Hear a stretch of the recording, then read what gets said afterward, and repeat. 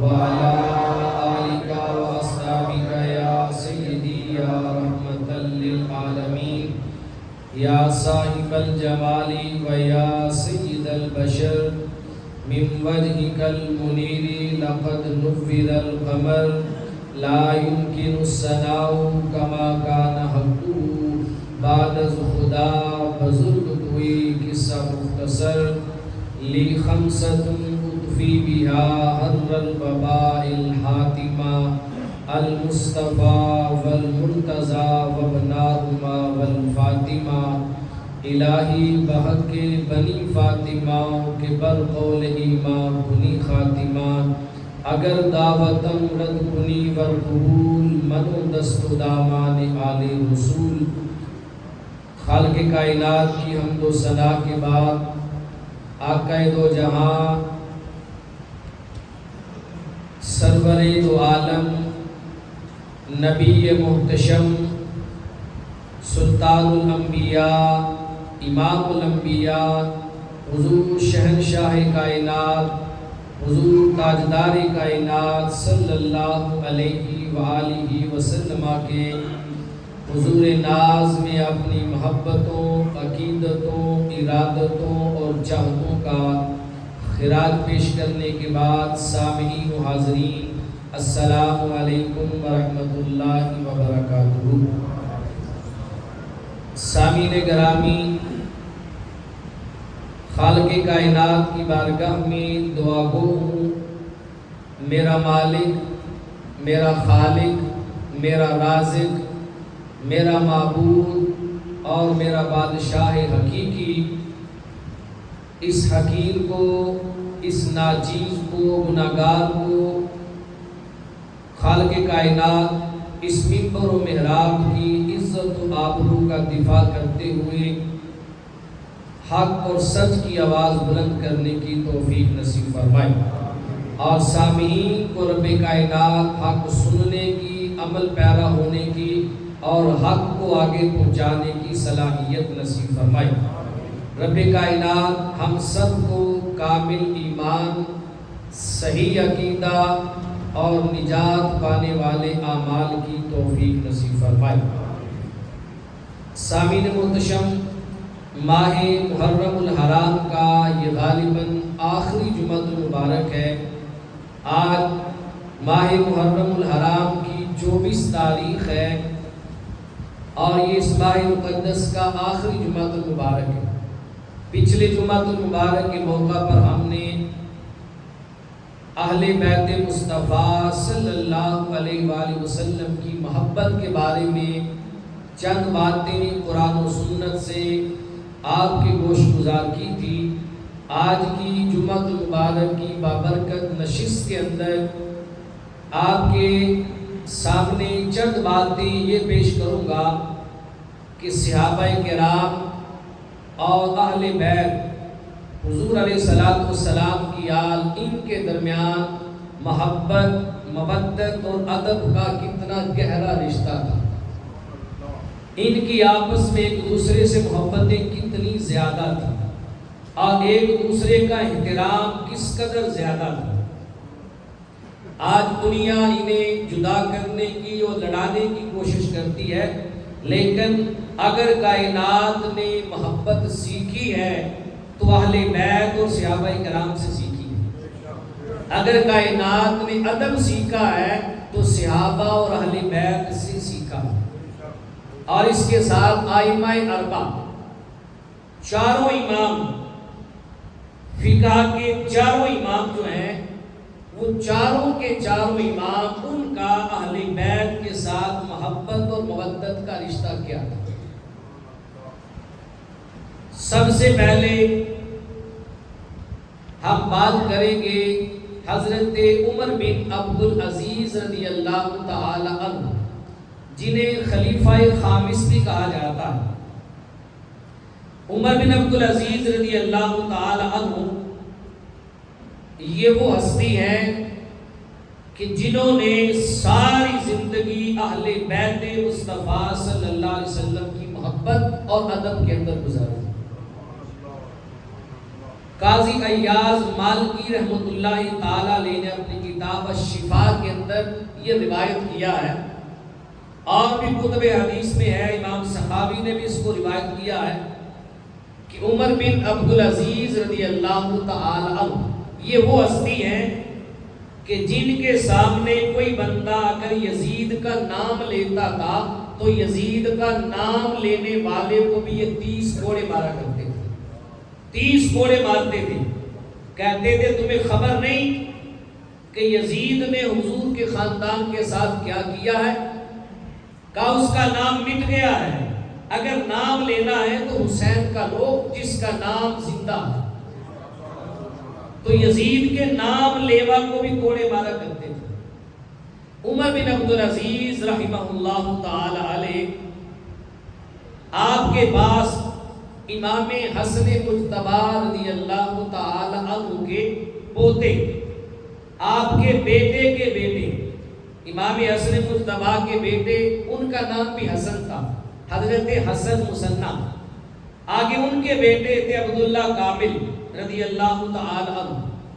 حضرت عبداللہ کامل رضی اللہ تعالی عنہ عمر بن عبدالعزیز رضی اللہ تعالی عنہ کے پاس کسی کام اور کسی حاجت کے لیے آپ کے پاس آئے۔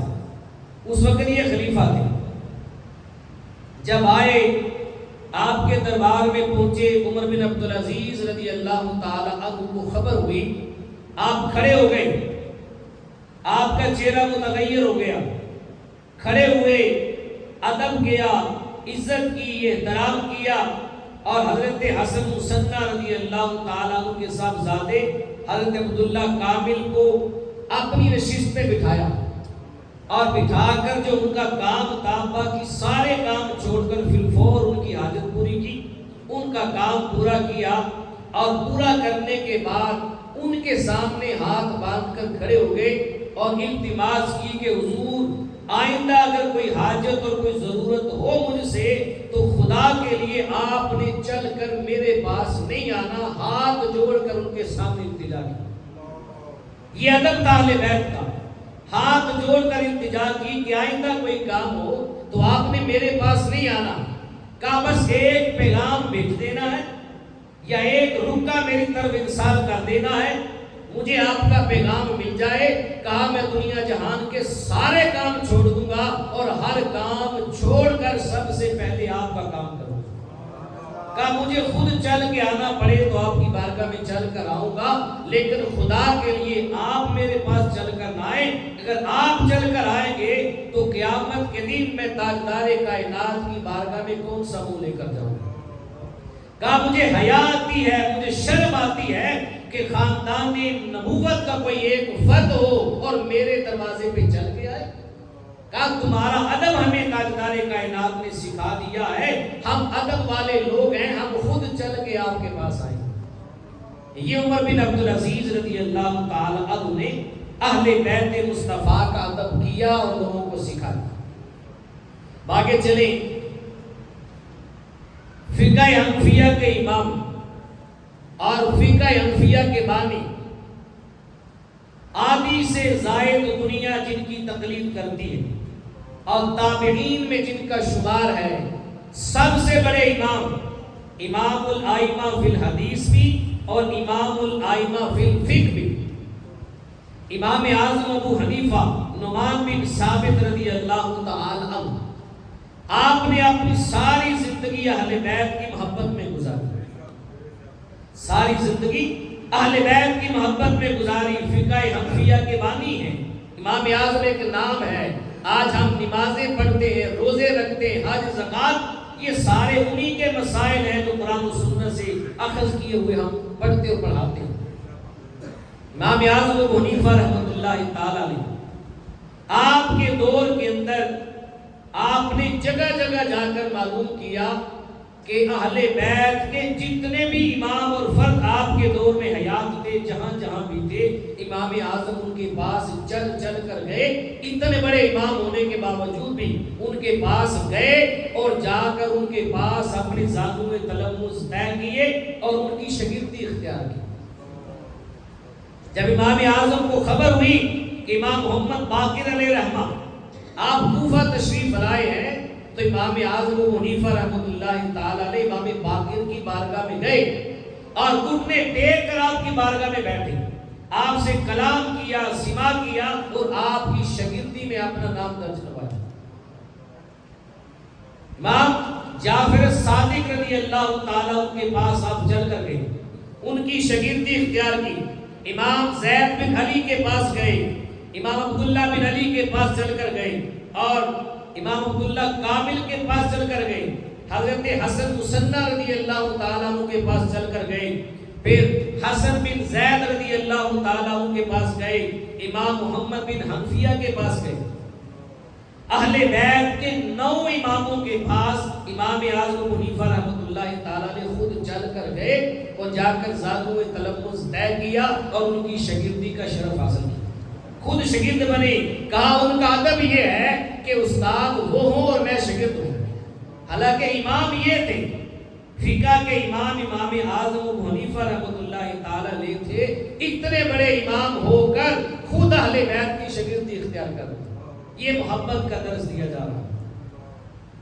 پھر یہی امام اعظم ابو حنیفہ رحمۃ اللہ تعالیٰ علیہ عباسی خلفاء کے دور میں خلیفہ منصور نے جب اہل بیت صلی اللہ علیہ وسلم کے ساتھ امام اعظم ابو حنیفہ رحمۃ اللہ تعالیٰ علیہ کی محبت، مودت اور ادب دیکھا، امام اعظم ان کے لیے گاہے بگاہے 10-10 ہزار 12-12 ہزار درہم بھی تحفہ بھیجا کرتے تھے اہل بیت کے افراد کے لیے۔ جب خلیفہ نے دیکھا، خلیفہ کو یہ ناگوار ہوا، اس نے قاضی کے عہدے کا بہانہ بنا کر، آج کہیں بھی آپ پڑھیں گے تو یہ مشہور ہے کہ امام اعظم ابو حنیفہ رحمۃ اللہ تعالیٰ علیہ نے قاضی کا عہدہ قبول نہیں کیا تھا اور اس کی وجہ سے آپ کو قید ہوئی تھی، نہیں، خلیفہ نے قاضی کا عہدہ پیش کیا، آپ نے لینے سے انکار کر دیا، یہ اتنا بڑا جرم نہیں تھا، آپ نے تو عہدہ لینے سے انکار کیا، اتنا بڑا جرم نہیں تھا کہ آپ کو زندگی بھر کے لیے قید کر دیا جاتا، نہیں، حقیقت یہ تھی کہ آپ اہل بیت مصطفیٰ صلی اللہ علیہ وسلم کی محبت میں فتویٰ دے چکے تھے اور اعلان کر چکے تھے کہ لوگوں ان کے ساتھ چمٹے رہنا، ان کی محبت ہی تاجدار کائنات کی محبت ہے۔ یہ کیسے ہو سکتا ہے کہ حضور سے محبت کے دعوے ہوں اور حضور کے شہزادوں سے محبت نہ ہو؟ کہا اگر حضور سے محبت کرنی ہے تو مصطفیٰ کے گھر والوں سے بھی محبت کرو، تو آپ نے ان کی محبت کا فتویٰ دیا تھا۔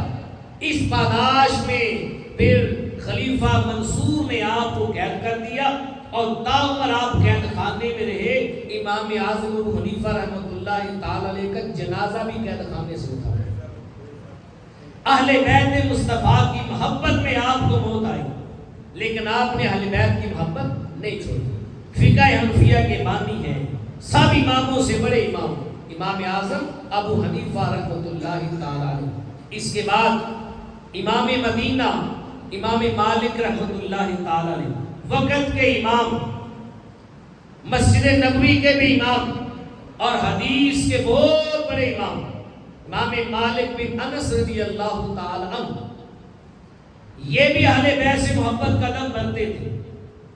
انہیں بھی طلاق کے ایک مسئلے کو بہانہ بنا کر امام مالک رحمۃ اللہ تعالی علیہ کو گرفتار کر لیا گیا، اور امام مالک رحمۃ اللہ تعالی علیہ کو آپ پر اتنا ظلم ڈھایا گیا، اتنا ظلم ڈھایا گیا کہ امام مالک جن کا نام سنتے ہر بندے کا سر اور آنکھیں ادب سے جھک جایا کرتی تھی۔ مسجد نبوی کے امام، فقہ مالکیہ کے بانی امام مالک رحمۃ اللہ تعالی علیہ، ان کو بھی جعفر بن سلیمان نے داڑھی اور مونچھیں سب کچھ مونڈ کر کوڑے مارے گئے۔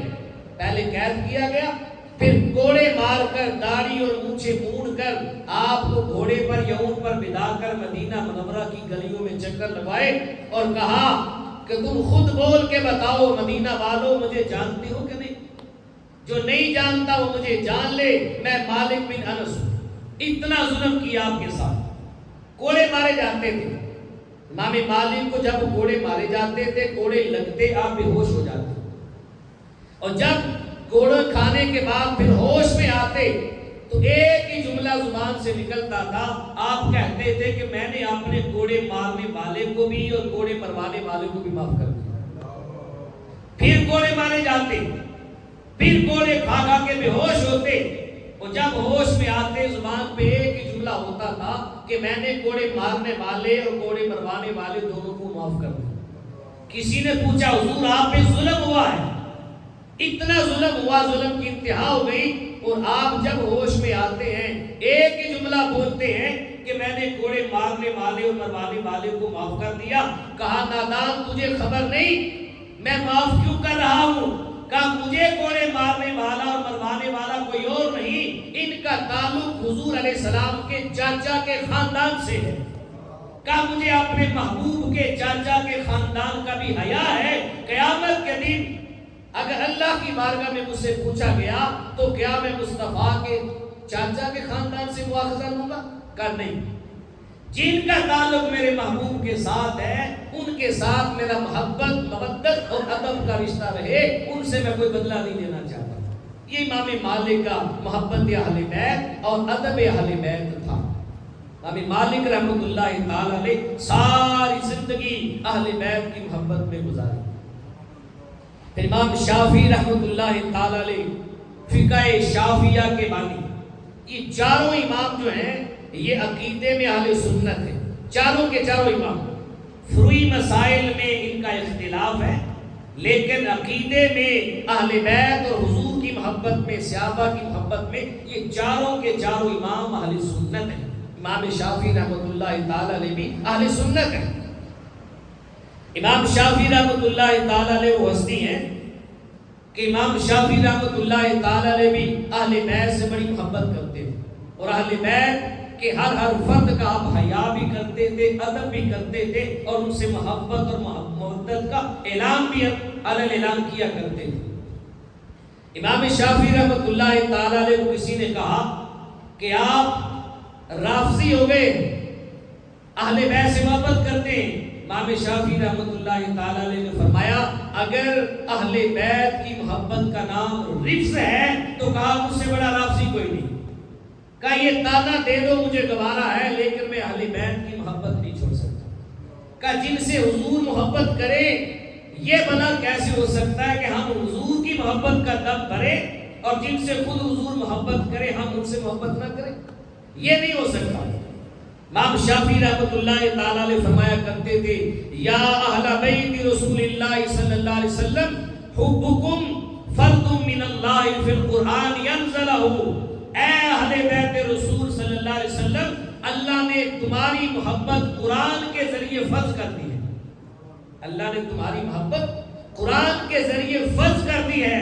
انزلہ فی القرآن، اللہ نے قرآن کے اندر نازل کیا ہے قل لا اسألکم علیہ اجرا الا المودۃ فی القربى، اے میرے محبوب ان لوگوں سے فرما دیجئے کہ میں تبلیغ رسالت پر تم سے کوئی اجر نہیں مانگتا، ہاں ایک چیز کا تقاضا کرتا ہوں، وہ کیا ہے کہ میرے گھر والوں سے، میری قرابت سے، میری اہل بیت سے محبت کر۔ اللہ نے اہل بیت کی محبت قرآن کے ذریعے فرض کر دی۔ امام شافعی یہ کہا کرتے تھے، اور پھر امام شافعی اہل بیت کی محبت میں کہا کرتے تھے یکفیکم من عظیم الفخر انکم من لم یصلی علیکم لا صلاۃ لہ۔ امام شافعی فرمایا کرتے تھے اے اہل بیت مصطفیٰ تمام لوگوں میں یہ عظیم فخر تمہارے پاس ہے، عظیم فخر تمہارے پاس ہے کہ جو بندہ اپنی نماز میں تم پر درود نہیں پڑھتا اللہ اس کی نماز قبول نہیں کرتا۔ یہ عظیم فخر اہل بیت کے پاس ہے۔ اللہم صلی علی محمد وعلی آل محمد، جو مصطفیٰ کی آل پر درود نہیں پڑھتا نماز میں، امام شافعی فرمایا کرتے تھے اللہ اس کی نماز قبول نہیں کرتا۔ من لا صلاۃ لہ، اس کی نماز ہی قبول نہیں۔ یہ امام شافعی رحمۃ اللہ تعالی علیہ کی محبت اور مودت تھی اہل بیت مصطفیٰ صلی اللہ علیہ وسلم کے ساتھ۔ باقی چلیں صحابہ کرام میں خلفائے اربعہ کے اندر دیکھیں، جناب سیدنا صدیق اکبر رضی اللہ تعالی عنہ، آپ بھی اہل بیت مصطفیٰ صلی اللہ علیہ وسلم کے ساتھ بڑی محبت کرتے ہیں، بڑی محبت کرتے ہیں۔ آج ہمارے معاشرے میں نہ جانے ہمارے معاشرے کو کیا دیمک لگ گیا کہ لوگ اس طرح کے شوشے چھوڑتے ہیں کہ معاذ اللہ اہل بیت اور صحابہ کرام کے اندر نہ جانے کتنی جنگیں تھیں، نہ جانے کتنے اختلافات تھے، کتنے جھگڑے تھے۔ کائنات عالم کے اندر جیسی محبت حضور علیہ السلام کے ساتھ صحابہ نے کی ہے، ایسی نہ کسی مائی کے لال نے کی ہے، نہ کوئی کر سکتا ہے، نہ قیامت تک ہوگی۔ اور جیسی محبت صحابہ کرام نے اہل بیت کے ساتھ کر کے دکھائی ہے، ایسی محبت کائنات میں کوئی اور نہیں کر سکتا۔ کیا کوئی امام حسن و حسین کو اپنے کندھوں پہ اٹھا سکتا ہے؟ نہیں، یہ محبت صحابہ کرام نے کر کے دکھائی۔ صحیح بخاری میں ہے، حضرت عقبہ بن حارث رضی اللہ تعالی عنہ اس حدیث پاک کے راوی، اور صحیح بخاری کی حدیث نمبر 3750، آپ فرماتے کہ ایک روز سیدنا صدیق اکبر رضی اللہ تعالی عنہ، دو روایتیں، ایک میں ہے کہ آپ تشریف لائے بازار کے اندر، گلی کے اندر، اور آپ نے اپنے ایک کندھے پر امام حسن مجتبی رضی اللہ تعالی عنہ کو اٹھایا ہوا تھا۔ دوسری روایت کے الفاظ ہیں کہ آپ نے ایک کندھے پہ امام حسن مجتبی کو اٹھایا تھا اور دوسرے پہ امام حسین کو اٹھایا ہوا تھا۔ کس نے؟ سیدنا صدیق اکبر رضی اللہ تعالی عنہ نے۔ دونوں شہزادوں کو اپنے کندھوں پہ اٹھا کے لا رہے ہیں۔ اب آپ تاریخ کو کھنگال کے دیکھیں، کہیں نہیں ملے گا۔ کتب حدیث کو 1000 سال تک لے جائیں، پیچھے لے جائیں، 15 صدیوں تک، ساری کتب حدیث کا ذخیرہ کھنگال کے دیکھیں، ساری تاریخ کے ورق پلٹ کے دیکھیں، کہیں پر یہ نہیں ملے گا کہ سیدنا صدیق اکبر رضی اللہ تعالی عنہ نے کبھی اپنے بیٹوں کو کندھوں پہ بٹھا کے مدینہ کی گلیوں میں گھمایا۔ اپنے بیٹوں کو کبھی نہیں اٹھایا، لیکن مصطفیٰ کے دونوں شہزادوں کو اپنے کندھوں پہ بٹھایا اور مدینہ منورہ کی گلیوں میں آ رہے، اس لیے کہ سیدنا صدیق اکبر رضی اللہ تعالی عنہ نے تاجدار کائنات کو انہیں اپنے کندھوں پہ بٹھاتے دیکھا تھا، تاجدار کائنات کو ان سے محبت کرتے دیکھا تھا، اور تاجدار کائنات کو ان کا ادب اور تعظیم سکھاتے ہوئے دیکھا تھا۔ آج سیدنا صدیق اکبر رضی اللہ تعالی عنہ بھی ان دونوں شہزادوں کو اپنے کندھوں پر بٹھا کر مدینہ کی گلی میں آ رہے ہیں۔ مولا کائنات علی المرتضی شیر خدا رضی اللہ تعالی عنہ تشریف لائے تو سیدنا صدیق اکبر فرمانے لگے، علی اللہ کی عزت کی قسم، تیرے یہ دونوں شہزادے جو ہیں یہ تیرے مشابہ نہیں ہیں، یہ دونوں شہزادے تاجدار کائنات کے مشابہ، یہ تاجدار کائنات کے مشابہ ہیں۔ تو سیدنا صدیق اکبر رضی اللہ تعالی عنہ تو اتنی محبت فرمائے کہ شہزادوں کو اپنے کندھوں پہ اٹھائیں، اور آج دنیا کہے کہ انہوں نے حق مار دیا، یہ بات الگ ہے، یہ بہتان ہے، یہ الزام ہے۔ سیدنا صدیق اکبر رضی اللہ تعالی عنہ اہل بیت مصطفیٰ کا ادب بھی کرتے تھے، ان کے محب بھی ہیں، ان کی مودت بھی ان کے سینے میں موجود ہے۔ آگے چلے، صحیح بخاری ہی میں ہے، سیدنا صدیق اکبر رضی اللہ تعالی عنہ فرماتے ہیں، ارقبوا محمدن فی اہل بیتی، ارقبوا محمدن فی اہل بیتی، کہا لوگوں جس نے محمد رسول اللہ صلی اللہ علیہ وسلم کو دیکھنا ہو تو محمد رسول اللہ کو محمد رسول اللہ کی اہل بیت میں دیکھو، آپ کی اہل بیت میں دیکھو، کہ اہل بیت کو جب بھی دیکھو تو اہل بیت کو اس نظریے سے دیکھو کہ ان میں تاجدار کائنات نظر آتے ہیں، ان میں تاجدار کائنات نظر آتے ہیں۔ اہل بیت کی تعظیم اس نظریے سے کرو کہ ان کی تعظیم میں تاجدار کائنات کی تعظیم ہے، ان سے محبت اس لیے کرو کہ ان کی محبت میں تاجدار کائنات کی محبت ہے، ان کی مودت میں تاجدار کائنات کی مودت ہے، ان کے ادب میں تاجدار کائنات کا ادب ہے۔ ارقبوا محمدن فی اہل بیتی، کہ اہل بیت کے آئینے کے اندر، اہل بیت کے ضمن کے اندر، ان کی محبت کے آئینے میں تم تاجدار کائنات کی محبت کو تلاش کرو۔ تو آپ نے تو اہل بیت کی محبت کو ڈائریکٹ محبت مصطفیٰ قرار دے دیا، اب سیدنا صدیق اکبر رضی اللہ تعالی عنہ اپنی رائے بیان کرتے ہیں، اپنے بارے میں بتاتے ہیں. آپ فرماتے ہیں صلۃ قرابت رسول اللہ صلی اللہ علیہ وسلم احب الی من صلۃ قرابتی.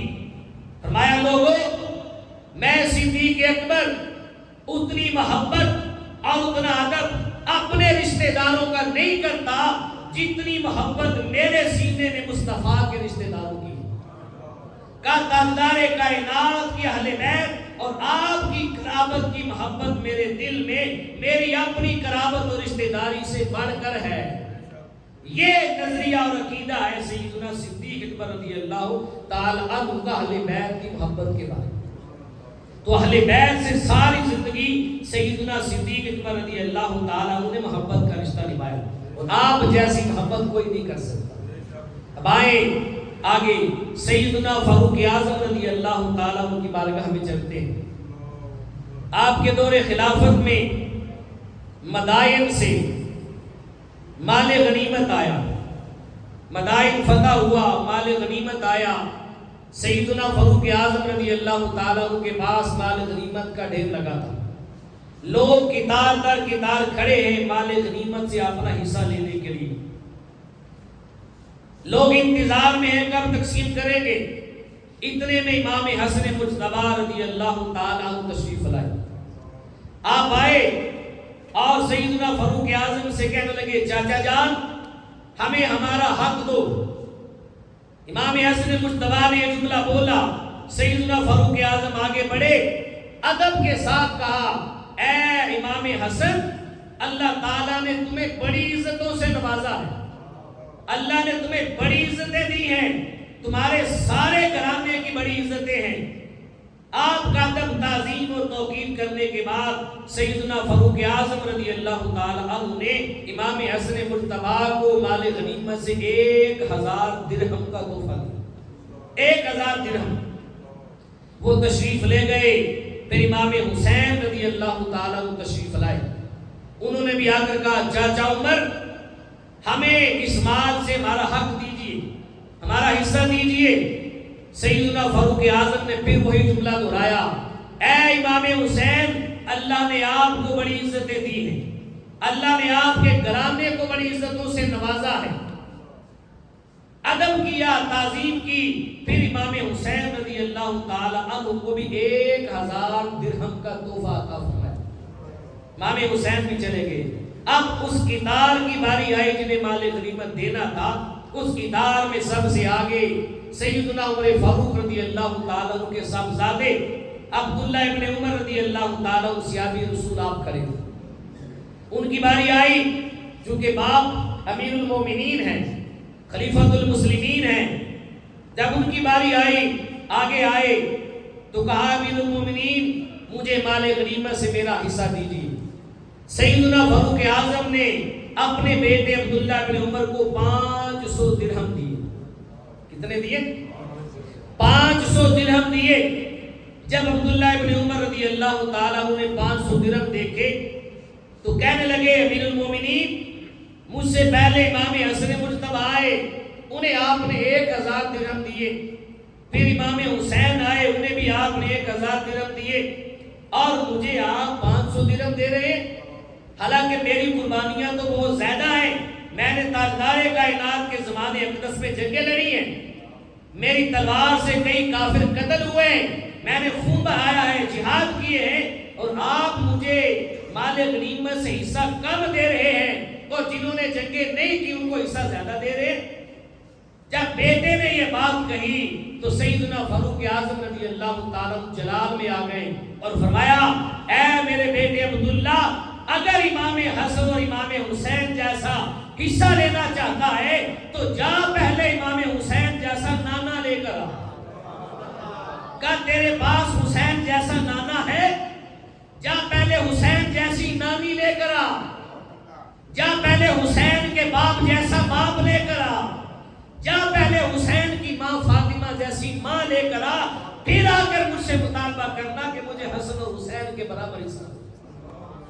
یہ ادب سکھایا اپنی اولاد کو امام حضرت عمر فاروق رضی اللہ تعالیٰ عنہ. آپ کی نگاہ میں کس قدر ادب تھا اہل بیت کا. اور لوگ کہتے ہیں کہ آپ نے حصہ کھا لیا. معذاللہ نہیں، آپ تو اہل بیت کا ادب کرنے والے تھے اور حد سے بڑھ کر ادب کرنے والے تھے. حضرت عبداللہ ابن عباس رضی اللہ تعالیٰ عنہ فرماتے ہیں، امام طبرانی نے موجب الکبیر کے اندر اس حدیث پاک کو روایت فرمایا.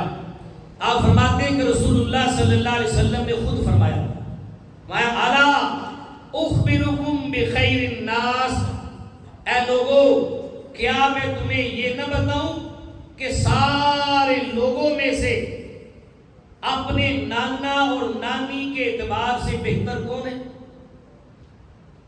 کہا جدن و جدی، جس کا نانا بھی سب سے بہتر ہے اور جس کی نانی بھی سب سے بہتر ہے. ان کے نانا جیسا کائنات میں کسی کا نانا نہیں اور ان کی نانی جیسی کائنات میں کسی کی نانی نہیں. فرمایا امن و امی ہی، اور کائنات عالم کے اندر ان کے چاچا جیسا کسی کا چاچا نہیں ہے اور ان کی پھوپھی جیسی کسی کی پھوپھی نہیں ہے. یہ حضور فرما رہے ہیں مایا خالن و خالتن، کائنات عالم کے اندر ان کے ماموں جیسا کسی کا ماموں نہیں ہے اور ان کی خالہ جیسی کسی کی خالہ نہیں ہے. ابن و امن، فرمایا کائنات عالم کے اندر ان کے باپ جیسا کسی کا باپ نہیں ہے اور ان کی ماں جیسی کسی کی ماں نہیں ہے. میں وہ کون ہے؟ ہم الحسن والحسین، وہ تاجدار کائنات کے شہزادے، ایک امام حسن ہے اور دوسرے امام حسین ہے، جن کے نانا اور نانی جیسا کسی کا نانا نانی نہیں ہے اور جس کے ماں باپ جیسا کسی کا ماں باپ نہیں ہے، جس کے چاچا اور پھوپھی جیسی کسی کی چاچا اور پھوپھی نہیں ہے اور جس کے ماموں اور خالہ جیسا کسی کا ماموں اور خالہ نہیں. پھر تاجدار کائنات نے خود بیان فرمایا، مایا جدہما رسول اللہ، یہ دو ایسی ہستیاں ہیں حسن اور حسین، ان دونوں کا نانا اللہ کا رسول ہے.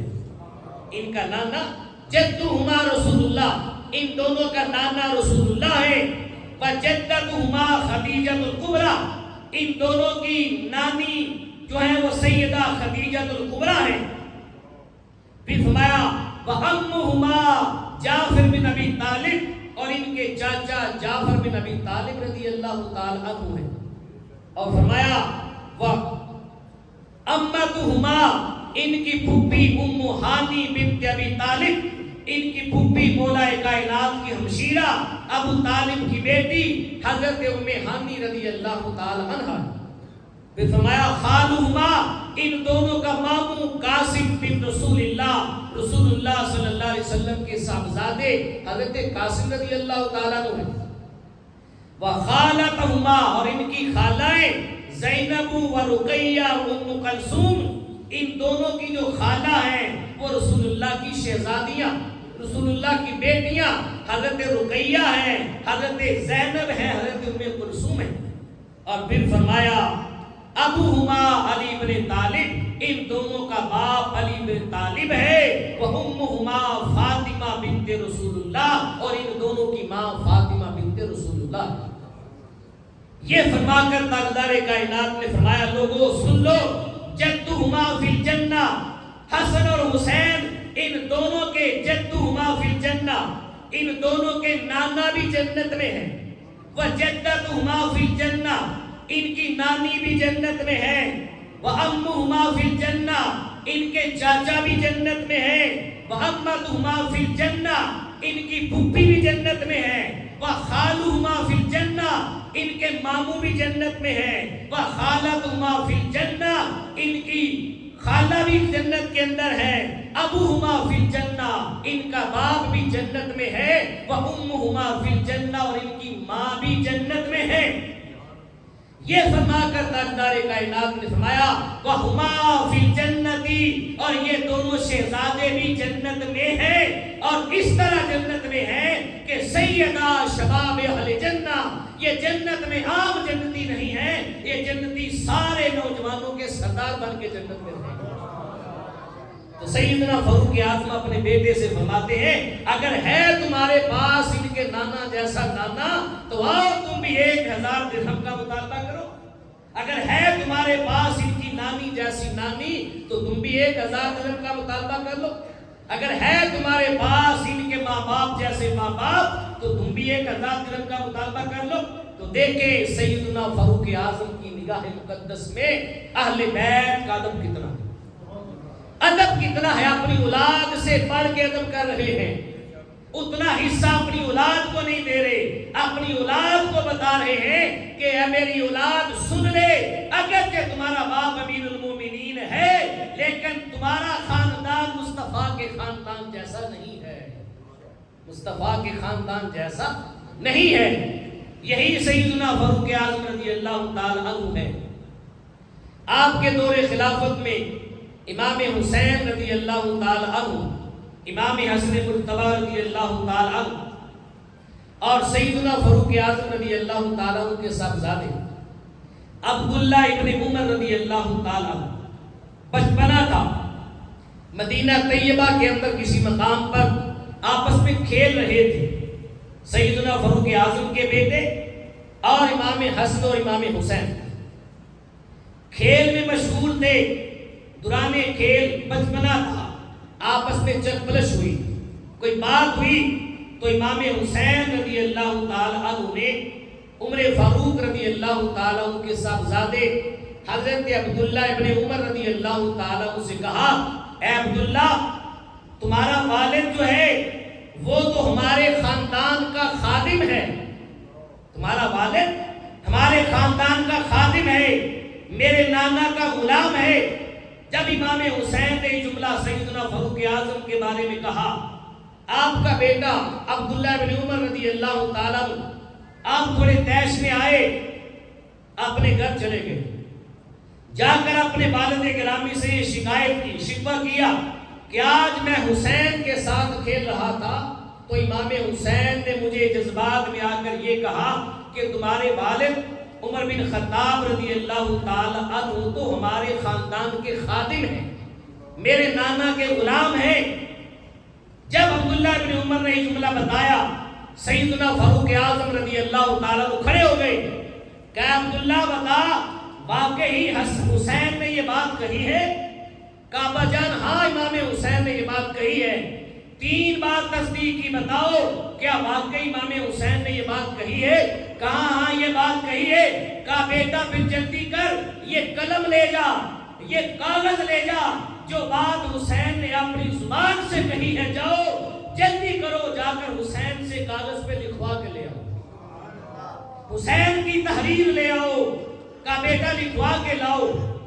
باپ امیر المومنین تھے، حکم مانا، کاغذ قلم لیا، عبداللہ بن عمر رضی اللہ تعالیٰ عنہ نے اور امام حسین کی بارگاہ میں گئے، جا کر عرض گزار ہوئے اے امام حسین آپ نے جو میرے والد کے بارے میں کہا تھا کہ آپ کا والد عمر فاروق رضی اللہ تعالیٰ عنہ ہمارے خاندان کا خادم ہے، میرے نانا کا غلام ہے، کیا آپ یہ بات مجھے لکھ کے دے سکتے ہیں؟ فرمایا ہاں۔ امام حسین نے کاغذ کے ٹکڑے پہ تحریر فرما دی، لکھ دیا۔ عبداللہ بن عمر کاغذ قلم لے کر اپنے گھر میں آ گئے، سیدنا فاروق اعظم کو کاغذ دے دیا۔ جب سیدنا فاروق اعظم نے وہ کاغذ دیکھا، اسے اپنے لبوں سے لگایا، بوسہ دیا اور چوما اور وصیت فرمائی، کہا میرے بیٹے عبداللہ یاد رکھنا یہ قلم بھی تم رکھ لو، یہ کاغذ بھی تمہارا ہوا۔ کہا جب میری شہادت ہو جائے، میری شہادت کے بعد جب مجھے دفن کرنے کا ٹائم آئے تو کہا یہ رکا لے کر میرے کفن میں ساتھ دفن کر دینا، کہا یہ رکا میرے کفن میں دفن کر دینا۔ ابا جان کیوں؟ فرمایا جب قبر میں نکیرین سوال کے لیے آئیں گے اور مجھ سے سوال کریں گے، انہیں بتاؤں گا کہ دیکھو مجھے حسین نے ضمانت دی ہے، کہ حسین کی ضمانت لے کر آیا ہوں، میں خاندان مصطفیٰ کا نوکر ہوں، میں خاندان مصطفیٰ کا خادم ہوں، یہ مجھے حسین جو جنت کے مالک ہیں، سردار ہیں، انہوں نے لکھ کر دیا۔ یہ ادب تھا سیدنا فاروق اعظم کی نگاہ میں اہل بیت کا۔